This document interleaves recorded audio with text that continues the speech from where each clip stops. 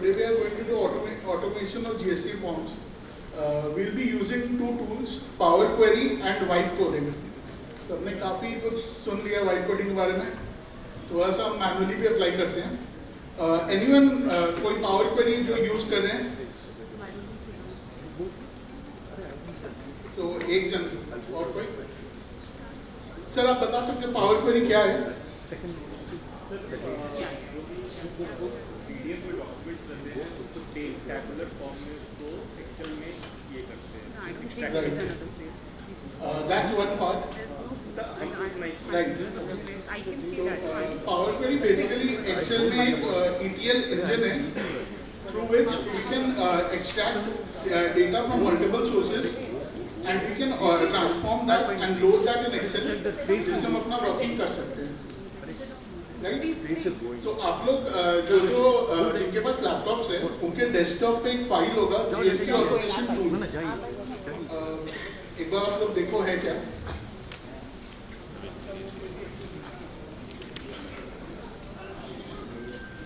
मिला आप लोग को?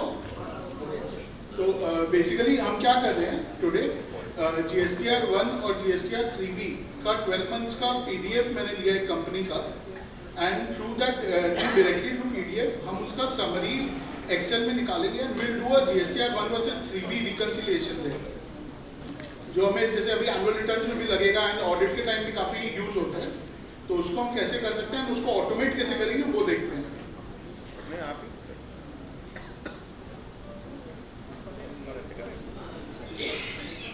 तो एक स्टेप्स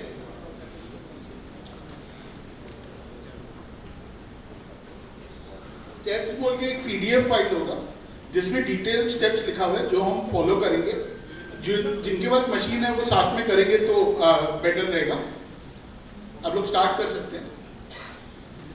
सो बेसिकली हमने यहाँ पे अगर अपने GST रिटर्न्स देखेंगे, आप कोई भी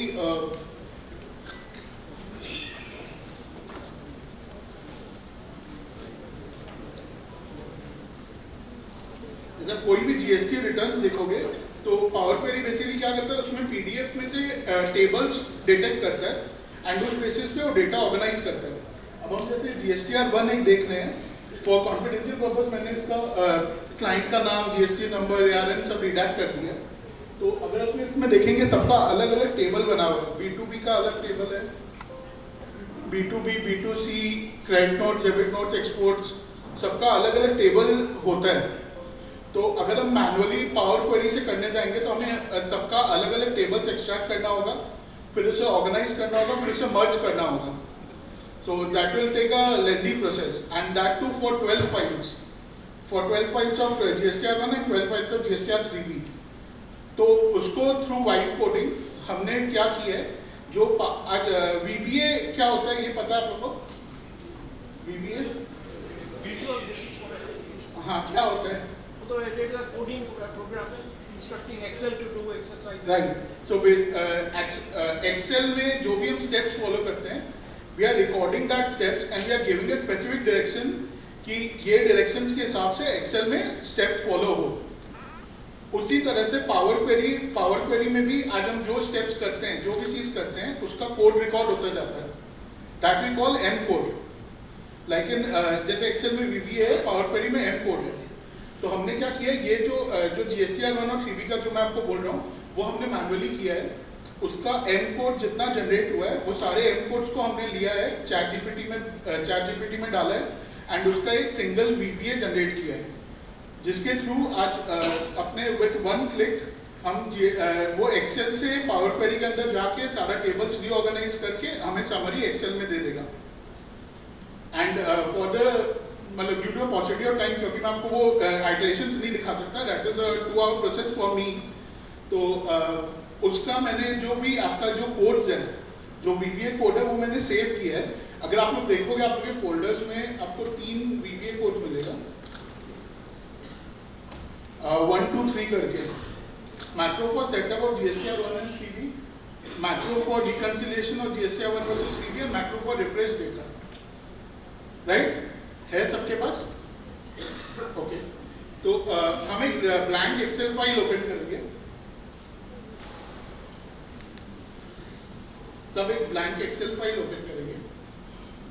ऐसे स्टेप्स है वहां पे, आप लोग स्टेप्स भी देख सकते हो।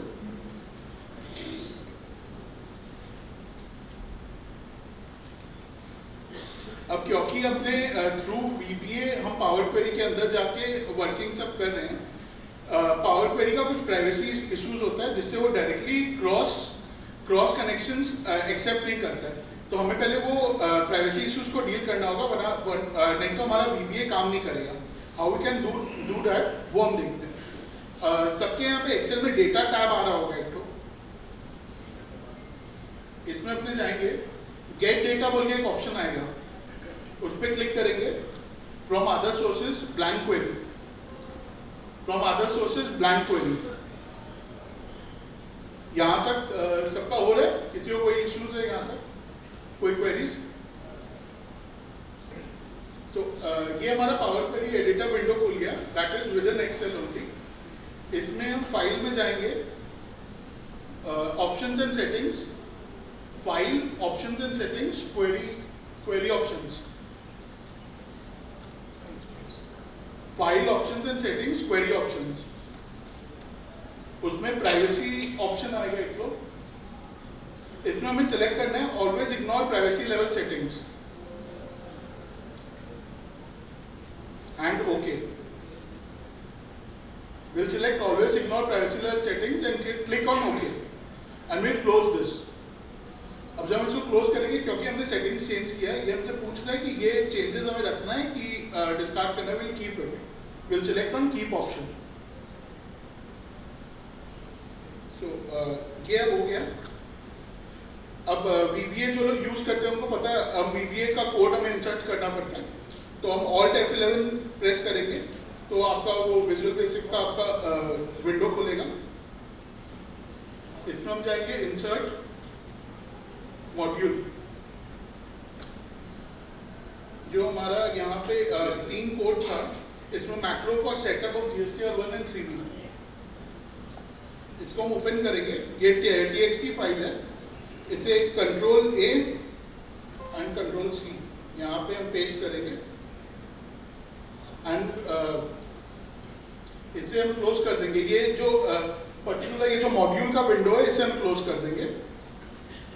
Then we'll again select on insert module and जो हमारा रिकंसिलिएशन का मैक्रो है उससे हम सिलेक्ट करेंगे, कॉपी पेस्ट वहां पे करेंगे।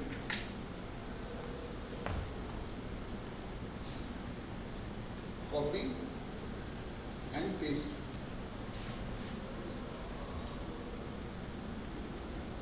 Then again will select insert module, क्योंकि हमारे पास 3 मैक्रोस था, 3 TXT फाइल था आप लोगों के पास, तो हम थर्ड कोड सिलेक्ट करेंगे, will click on copy and paste and will close this. जो हमारा VBA का विंडो है उसे हम क्लोज कर देंगे।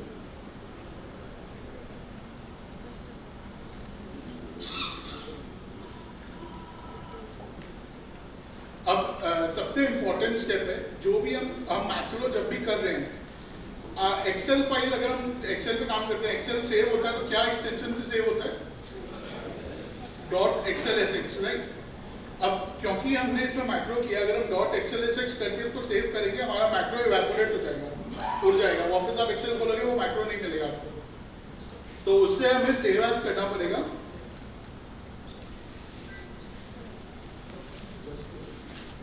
उससे हमें सेव एज करना होगा। सेव एज टाइप में नीचे एक्सेल वर्कबुक दिखा रहा है, उसको आप सिलेक्ट करोगे, उसके नीचे आता है एक्सेल मैक्रो एनेबल्ड वर्कबुक। सो जो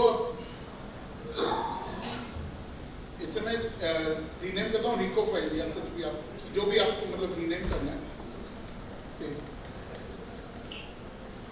तो ये जो सेव होगा, this will be with extension .xlsm, Excel macro enabled file. अब इसको हम वापस ओपन करेंगे तो हमारा मैक्रो सेव रहेगा। नाउ विल अब आप अगर देखोगे मैक्रो हम कैसे एक्सेस करते हैं, Alt F8 पे जाते हैं, सो काफ़ी मैक्रोज आ गए हैं यहाँ पे, काफ़ी कोड्स आ गए हैं, हमें क्या सिलेक्ट करना है वो पता नहीं है अभी। तो हम इसके लिए बटन्स बना लेते हैं, इतना बार बार मैक्रो सिलेक्ट करना काफ़ी मुश्किल काम है, तो इसके लिए हम बटन्स बना लेते हैं। बटन्स कैसे बनते हैं? इंसर्ट में जाएंगे, शेप्स, कोई भी आप शेप सिलेक्ट कर लो, जैसे कि किया मैंने।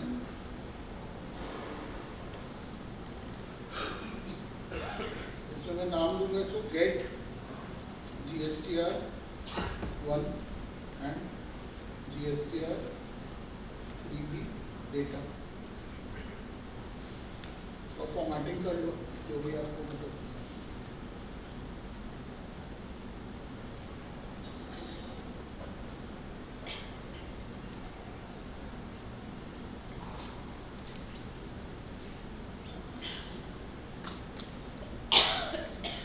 ताकि वो बटन्स के जैसे लगे।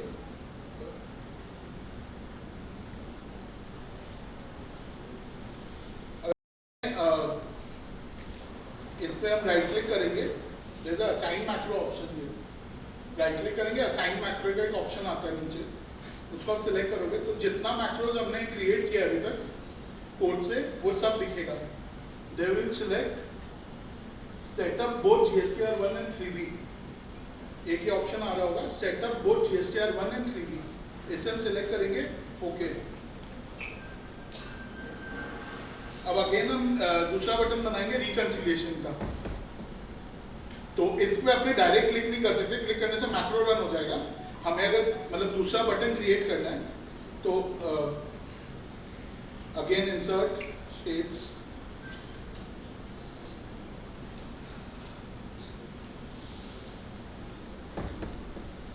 GST echo GSTR1 versus GSTR3।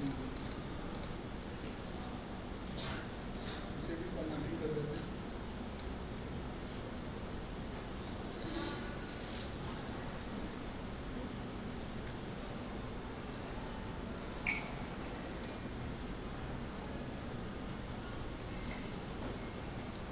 इसको भी मैक्रो असाइन करना पड़ेगा, असाइन मैक्रो। इसमें स्टार्टिंग में आ रहा है बिल्ड GST रिपोर्ट 2। ये 2 इसका है क्योंकि मैंने 3-4 बार इसको आइटरेट किया तो अलग अलग वर्जन के हिसाब से इसने रीनेम किया फाइल को। तो इसे हम सिलेक्ट करेंगे, ओके। एक बार इसको चला के देखते हैं अपने। गेट, इस पे क्लिक करेंगे, get GSTR1 and GSTR3B data. Folder open हो रहा है जिसमें हमें पूछ रहा है कि आप select folder containing GSTR1 PDF file. हमें खाली फोल्डर सिलेक्ट करना है जहाँ GST रिटर्न्स है।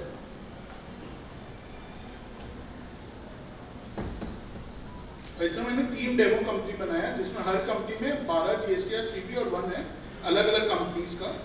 तो हम फर्स्ट कंपनी सिलेक्ट करते हैं, GSTR1 सिलेक्ट, ओके।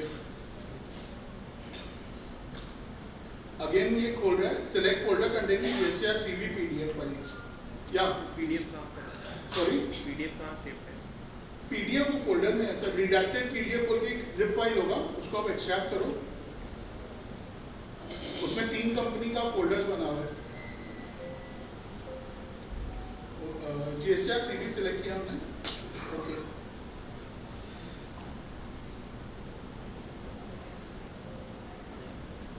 अब वो कोड रन कर रहा है। Sheets created and rename successfully.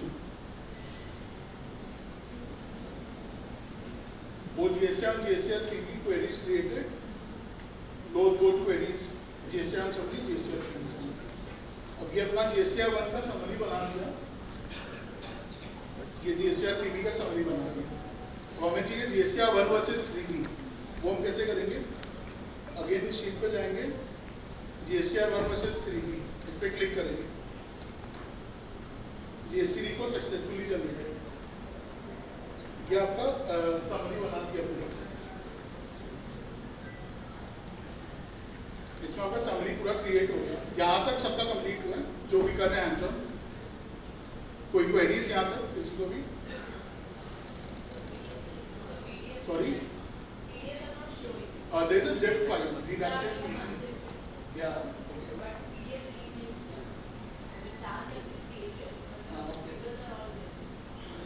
मैंने भी एक्चुअली, मेरा लैपटॉप का इशू आ रहा था, मैंने भी अभी डाउनलोड ही किया है जहाँ से आपको फाइल दी है। मैंने ये नया मतलब ये दूसरे लैपटॉप पे मैंने अभी इंस्टॉल किया। ठीक है, वो कुछ टेक्निकल इशू होगा।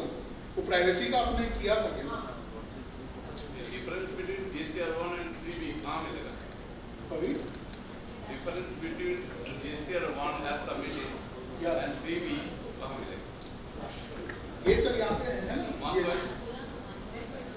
ये डिफरेंस है ना सर लास्ट कॉलम में, taxable value CGST, SGST, IGST।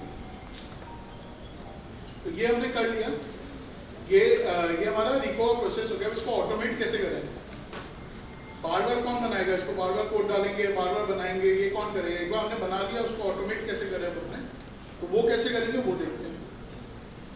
हम 3 बटन और बनाएंगे यहाँ पे, इंसर्ट, शेप्स,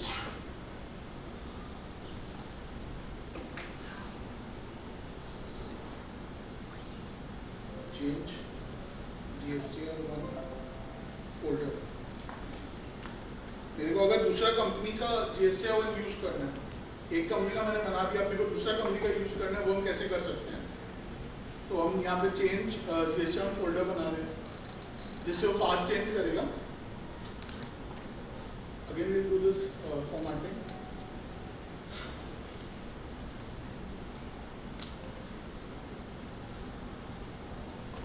एंड इसे हम कॉपी कर सकते हैं अगर हमें मैनुअली नहीं करना। एक बार हमने कॉपी कर लिया, इसको आप वापस क्रिएट कर सकते हो, ये वापस क्रिएट हो जाएगा। अभी क्योंकि मैंने मैक्रो असाइन नहीं किया, इसको आप क्लिक भी करोगे तो कोई काम नहीं करेगा। इसमें मैं क्लिक भी करूँगा तो कुछ काम नहीं करेगा। सेकेंड बटन है GSTR3B folder, change GSTR3B folder, and third है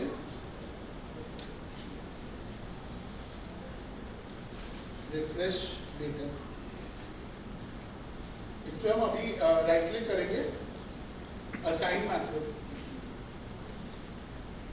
अब यहाँ पे अगर आपको यहाँ पे दिख रहा होगा GSTR1 setup with custom folder, एक मैक्रो आ रहा होगा GSTR1 setup with custom folder, उसको अपने सिलेक्ट करेंगे इसमें। एंड सिमिलरली 3B में भी आएगा,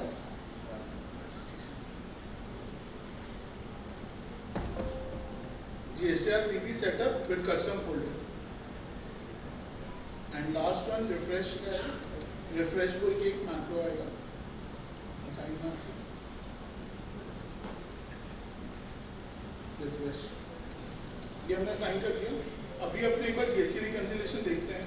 अपना अप्रैल मंथ में डिफरेंस आ रहा है 2,50,000 टैक्सेबल वैल्यू का, एंड हमारा टर्नओवर दिखा रहा है यहाँ पे आपका आरन का 3,96,00,000 समथिंग, ठीक है। अब इसको हम चेंज करते हैं। हमने कंपनी 1 का डेटा लिया था, अब इसको अपने कंपनी 2 या कंपनी 3 किसी का भी अपने डेटा सिलेक्ट करते हैं। चेंज GSTR1 पे क्लिक करेंगे, ये फोल्डर ओपन है, select folder containing GSTR1 PDF files. इसको हम कंपनी 2 सिलेक्ट करते हैं, GSTR1 ओके, सिलेक्ट है, queries created for folder. Confirmation आ रहा है कि उसका पाथ चेंज हो गया है, जो पहले पाथ था वो पाथ चेंज हो गया, वो कंफर्मेशन आ रहा है। अगेन GSTR3B चेंज, इसमें आप कंपनी 2 का GSTR3B सिलेक्ट करेंगे, okay. GSTR3B queries created for folder, आपका सेकंड कंपनी का इससे हो गया। नाउ रिफ्रेश डेटा,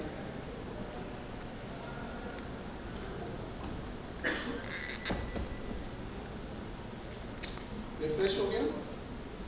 अब आप देखो यहाँ पे चेंज हो गया डिफरेंस, यहाँ आ गया। हमारा अप्रैल मंथ में डिफरेंस था वो आपका यहाँ आ गया, एंड हमारा टर्नओवर भी चेंज हो गया।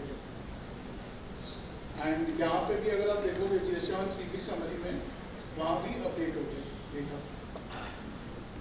सो दिस वे हम ऑटोमेट कर सकते हैं। एंड ये this is just an example, आप इसको हर काफ़ी चीज़ों में आप कर सकते हो यूज़। लाइक TDS का हम जो रिकंसिलिएशन करते हैं, TDS पेबल का, उसमें TDS का कितना पेमेंट हुआ। आज कोई क्लाइंट है, उसका अगर 194C, 194J, 194A अलग अलग सारे सेक्शन है, हर सेक्शन का अगर 10-10 चालान भी है, तो भी आपको अगर 5 सेक्शन में तो 50 चालान एक ही क्लाइंट के हो जाते हैं। उसको मैनुअली डालना वो काफ़ी, और उसमें गलती भी काफ़ी हो सकती है, तो उसको आप इस तरह से पावर पॉइंट से ऑटोमेट कर सकते हो। टैक्स ऑडिट के अनेक्सर्स है 43B या आपका वो 3615 वाला PFESI के, उसको आप वहाँ से ऑटोमेट कर सकते हो। उससे आपका एम्प्लॉय कंट्रीब्यूशन डेटा आ जाएगा, एंड उसमें क्या आपका डिसअलाउंस है वो भी आ जाएगा ड्यू डेट के साथ। जस्ट आपको एक 3-4 बार उसको ट्राई करना होगा वाइट कोडिंग करके, आपको क्या रिजल्ट चाहिए वो आपको एक्सप्लेन करना होगा, तो वो कोड्स जनरेट करेगा। उस कोड्स को आप 3-4 बार ट्राई करोगे, आपका मोस्ट ऑफली रिजल्ट आ जाएगा। बट ये अपने छोटे छोटे टूल्स बना के अपना अपना प्रैक्टिस में रख सकते हैं ताकि ये चीज़ अपना थोड़ा फास्ट हो सके। आज काफ़ी सबके पास सॉफ्टवेयर होंगे, लेकिन सॉफ्टवेयर भी बहुत बार चलते नहीं हैं, रेगुलर बेसिस चलते नहीं, बहुत बार कभी कभी ज़रूरत समय हैंग हो जाते हैं। तो हमारे पास डाउनलोडेड है, ये ऑफलाइन टूल है, इसमें हमारा इंटरनेट कुछ भी यूज़ नहीं हो रहा है अनलेस कोडिंग का जो काम है उसके बाद।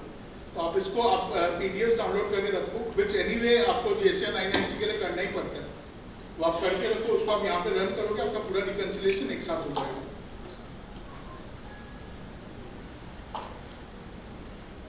Any questions on this? Yes, sir, please.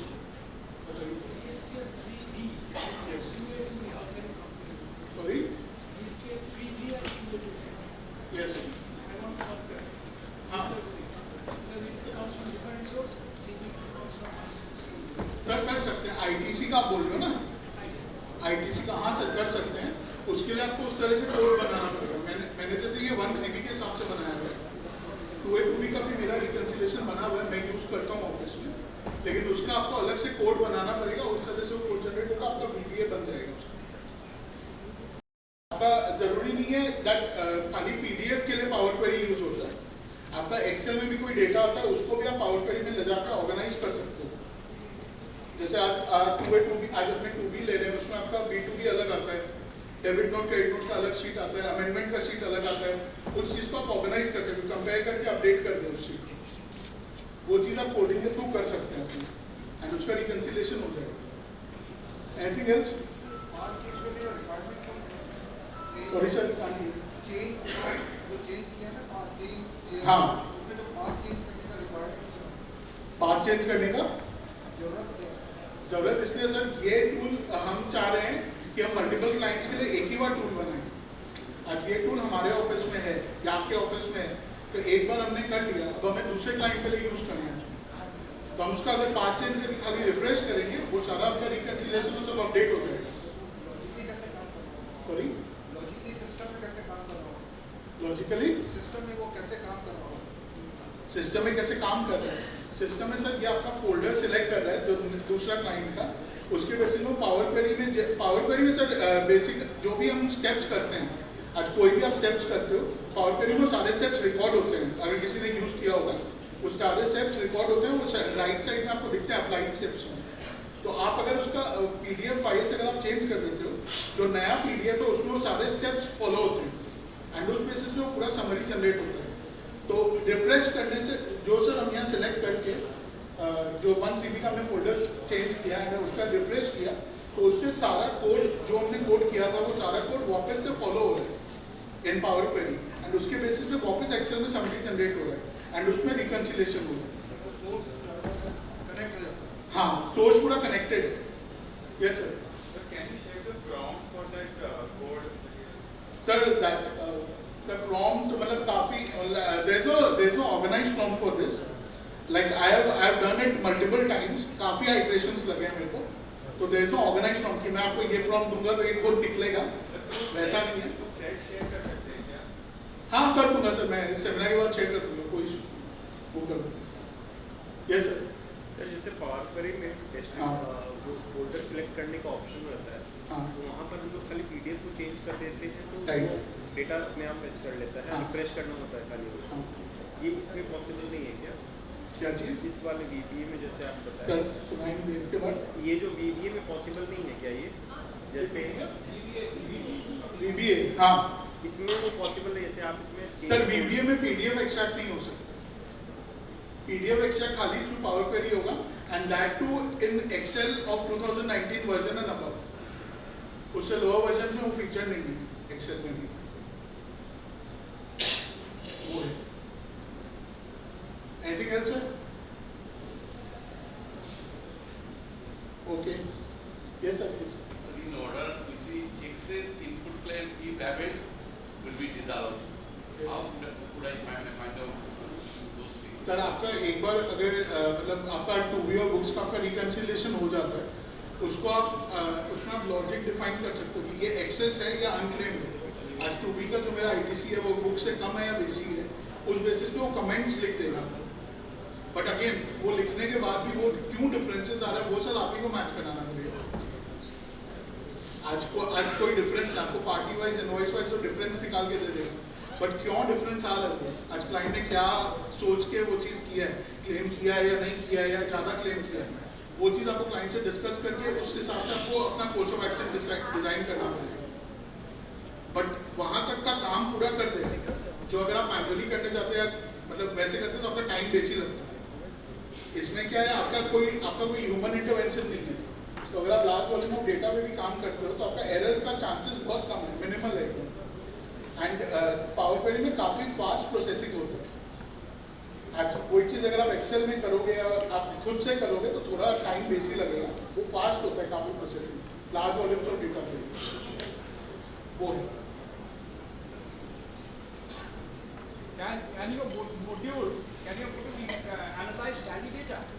Sorry Can this module analyze tally data? Sir हाँ टैली का है सर, हमारा नेक्स्ट सेशन उसी पे है तो विल डिस्कस ऑन दिस। लेकिन टैली का आपका ओडीबीसी का फीचर है, सर ने सुबह बताया था, सुबह के सेशन में हुआ था, तो वो भी हो जाता है, that is also to power query हो जाता है। Okay, thank you. Anything else? Thank you.